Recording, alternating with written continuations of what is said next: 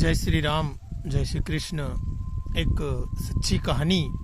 2009 में उसने मुझे प्रपोज किया था। 2011 में हमारी शादी हुई। मैं पुणे आ गई। 2 साल बाद नैना का जन्म हुआ। उसे लंबे समय तक काम के सिलसिले में बाहर रहना पड़ता था। हमारी बच्ची छोटी थी, इसलिए हमारे परिवारों ने कहा कि मैं बेंगलुरु में आ जाऊं। मैंने फिर भी वहीं रहना चुना जहां अक्षय था। मैं हमारी उस छोटी सी दुनिया से इतना दूर जाना चाहती थी जो हमने मिलकर बनाई थी। उसके साथ जिंदगी हंसती खेलती थी। उससे मिलने, नैना को लेकर 2011 फीट ऊंचाई पर जाना, स्काई ड्राइविंग करना, हमने सब कुछ किया।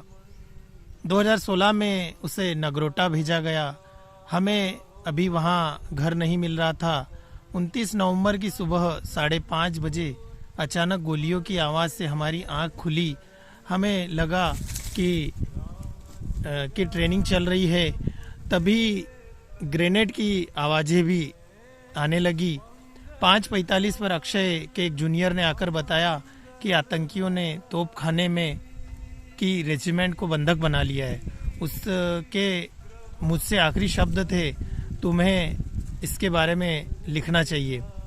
सभी बच्चों और महिलाओं को एक कमरे में रखा गया। संतरियों को कमरे के बाहर तैनात कर दिया गया। हमें लगातार फायरिंग की आवाज़ आ रही थी। मैंने अपनी सास और ननंद से इस बीच बात की। 8:45 पर उसने ग्रुप चैट में मैसेज किया कि वो तो लड़ाई में है। 8:30 बजे सबको सुरक्षित जगह ले जाया गया। अभी हम सब पजामों और चप्पलों में ही थे। दिन चढ़ता रहा लेकिन कोई खबर नहीं आ रही थी। मेरा दिल बैठा जा रहा था। मुझसे रहा नहीं गया। मैंने 11:30 बजे उसे फ़ोन किया। किसी और ने फ़ोन उठाकर कहा कि मेजर अक्षय को दूसरी लोकेशन पर भेज दिया गया है। लगभग शाम 6:15 बजे कुछ अफसर मुझसे मिलने आए और कहा मैंने अक्षय को खो दिया है। सुबह 8:30 बजे वो शहीद हो गए। मेरी दुनिया वहीं थम गई। जाने क्या क्या ख्याल मेरे मन में आते रहे। कभी लगता कि काश मैंने उसे कोई मैसेज कर दिया होता। काश जाने से पहले एक बार उसे गले लगा लिया होता। काश एक बार आखिरी बार उससे कहा होता कि मैं उससे बहुत प्यार करती हूँ।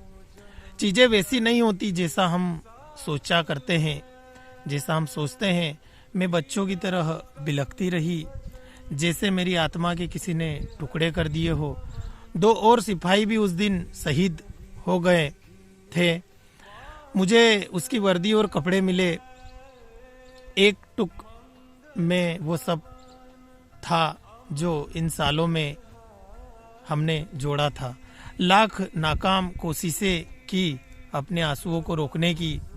आज तक उसकी वर्दी मैंने धोई नहीं है।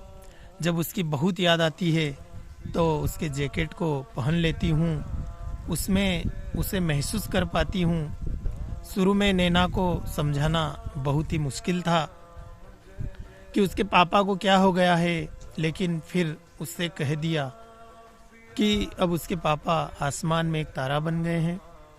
आज हमारी जमाई चीज़ों से ही मैंने एक दुनिया बना ली है जहाँ वो जीता है मेरी यादों में, हमारी तस्वीरों में। आँखों में आंसू हो फिर भी मुस्कुराती हूँ। जानती हूँ कि वो होता तो मुझे मुस्कुराते हुए ही देखना चाहता। कहते हैं ना, अगर अपने आत्मा को चीर देने का दर्द नहीं सहा तो क्या प्यार किया।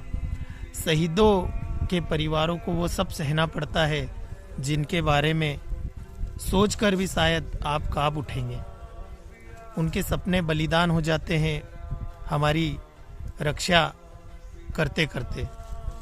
हम सैल्यूट करते हैं उन लोगों को जो सब सहते हैं ताकि हम अपने घरों में सुरक्षित रह सकें।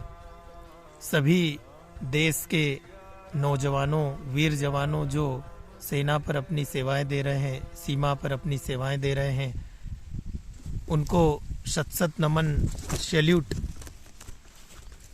भगवान सबका जीवन मंगलमय बनाए, इन्हीं शुभकामनाओं के साथ जय श्री राम, जय श्री कृष्ण।